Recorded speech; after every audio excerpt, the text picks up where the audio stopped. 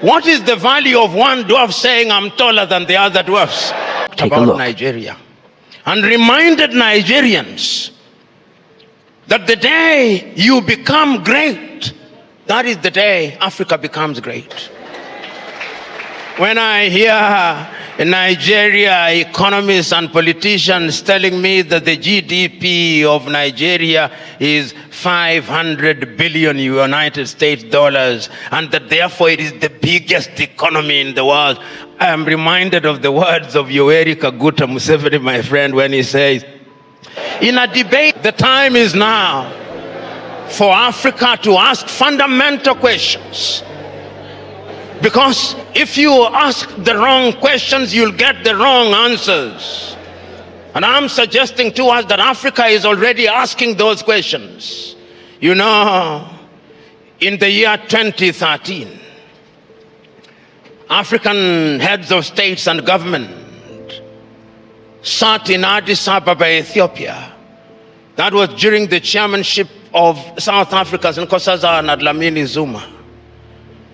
And they decided that we can no longer continue to live in this muck and mire. Africa must know progress. And they came up with Africa Agenda 2063.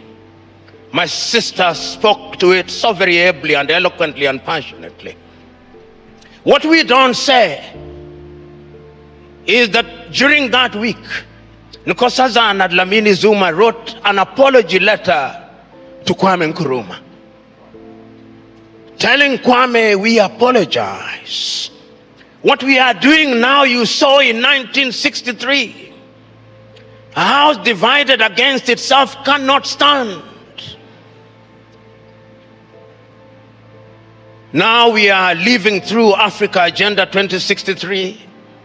We are living through the Sustainable Development Goals. And I'm not a Jewish prophet nor related to one, but I can confirm to you we will not fulfill any one of them.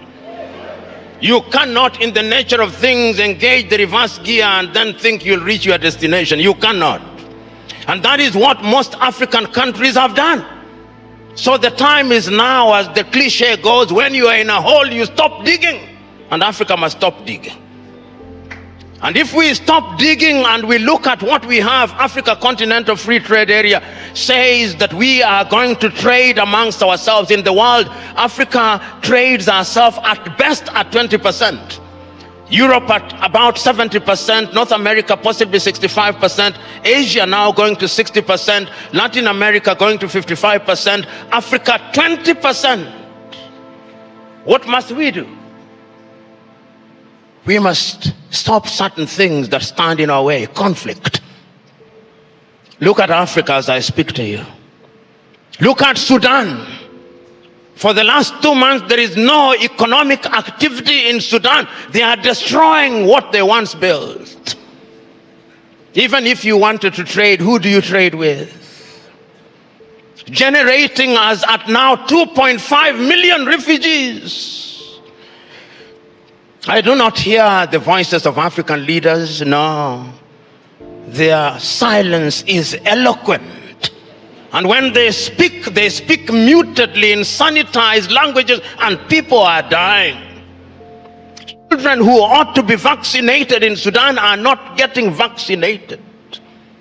Here in your neighborhood in Cameroon, children have not gone to school for the last many years. Conflict. In northern Mali, the country is divided de facto into two.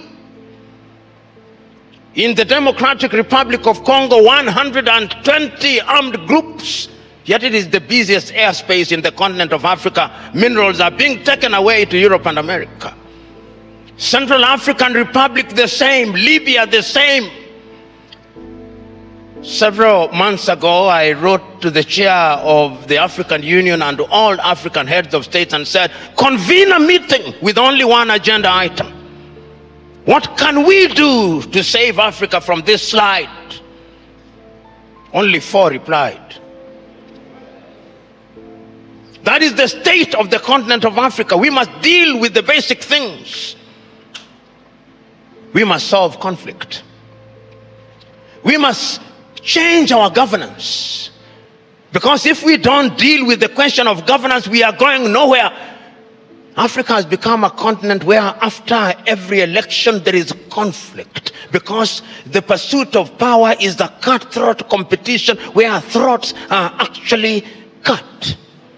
And when the SMO was here and he consulted the oracles, he discovered that we have a problem in that direction. And that the sooner we resolve that, the safer we will be. Africa can rise and Africa will rise. But it's not going to rise by prayer and fasting. We must pray and fast, but it will not happen. Because the last time I checked, even those of you are believers, when Abraham was taken from Ur of the Chaldeans and given Canaan, it was not on a silver platter. He had to fight the Canaanites. He had to fight the Philistines. That is the nature of divine instruction. Go ye and subdue the world by the sweat of thy brow. The kitchen where they make manna was closed. Manna will no longer come, because you must now make your manna. And it is our duty, therefore, as Africans, to begin to rethink the younger generation. You know, there is a saying in Chichewa in Malawi that more precious than our children are our children's children. So when we are doing these things, we must remind ourselves that we are doing for this generation and generations yet to be born. When my good sister was speaking, she started in 1969 about the education. We were alive. Then you came to the year 2023 and we are alive. But when you came to the year 2077, knowing as we do that we are not immortal, we shall be assumed into heaven. Some of you who will be alive, you will be old and possibly stupid and not very useful to anybody. This is why we say it is intergenerational. So, brethren, what we must now do is to ask ourselves, then what do we do? Beyond the rhetoric, what do we do? And what is beautiful in Africa now, not only in the continent of Africa, is that there is a consciousness. You know, I'm in a church setting, and sometimes it is good to remind you, for those of you who believe and believe rightly, even in the Bible, sometimes those who are saying the right things think that they are the only ones, thinking in silo. You remember Elijah going and saying, but Lord, I'm the only one who has not bowed to Baal. He was told, no, there are 7,000 others. And as I travel across Africa, there are 7,000 others. Today I've seen many of them. Today I've had the honor and privilege of listening to many of them. One enlightened more than the other. One more passionate than the other. Talking about what we can do. And talking about the place of Nigeria in that space. Times without number. Have the fundament. Talk of human resource. And I think it is my sister. You go to anywhere in the world. Tell me. Engineering. Artificial intelligence. Space. Nigerians. The saying goes, if you go to any part of the world and you do not find a Nigerian, run away from there. Because there is nothing to be done there. It is these Nigerians who will move the country. I keep on reminding my Nigerian friends, you say you are 220 million. No, you are not. I suspect you are 300 million. And if my suspicion is correct, you owe this region and this continent the talent. You know, when people talk about instability in Nigeria, I ask them, can you handle refugees from Nigeria? Can you? You cannot. They'll overwhelm the entire West Africa. So it is in Africans' genuine desire that Nigeria remains great and becomes great. All the ingredients are there. Writing in 1983, Chinua Achebe, in his book, The Trouble with Nigeria, said that it is simply and squarely a problem of leadership. That is an African problem. And I also want to say it is also a problem of followership. Before the Ezemwe started speaking, he talked about what is expected of him in the village. When you are appointed into a public office in Africa, they actually expect you to be a thief. And if you don't steal, they say you are not wise. So in the minds of many people in Africa, Abuja and Lagos are hunting grounds where they send their sons and daughters to steal, to take antelopes, which they share in the village. That thinking must change, because service for humanity is what we must look at. And I have no doubt in my mind that Africa can do it. When I look at Africa and I look at Nigeria, I see an Africa that is capable of rising, because our sons and daughters now present in the continent and even in the diaspora. You go and see the Africans in the diaspora, whether they are in Antigua and Barbuda, and my good friend here, the ambassador of Antigua and Barbuda, Wallace Williams, Trinidad and Tobago, will agree with me in that regard. You go to St. Vincent and Grenadines, you go to Jamaica, everybody now wants to come and invest in Africa.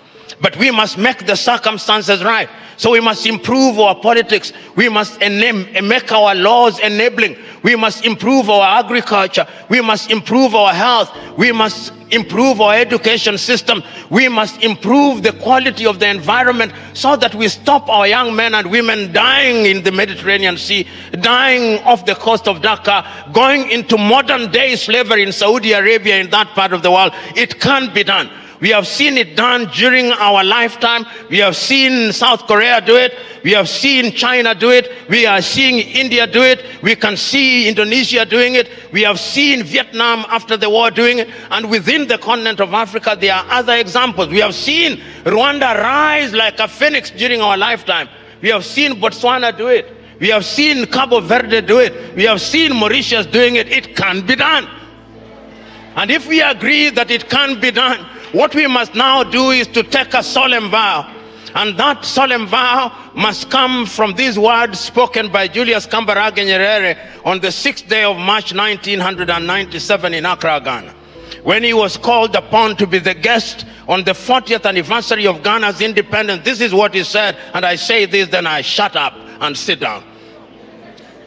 Mwalimu said, when Kwame Nkrumah told us in 1963 that we ought to unite, we agreed with him. And we did not for one moment believe that unity in and of itself will solve our problems.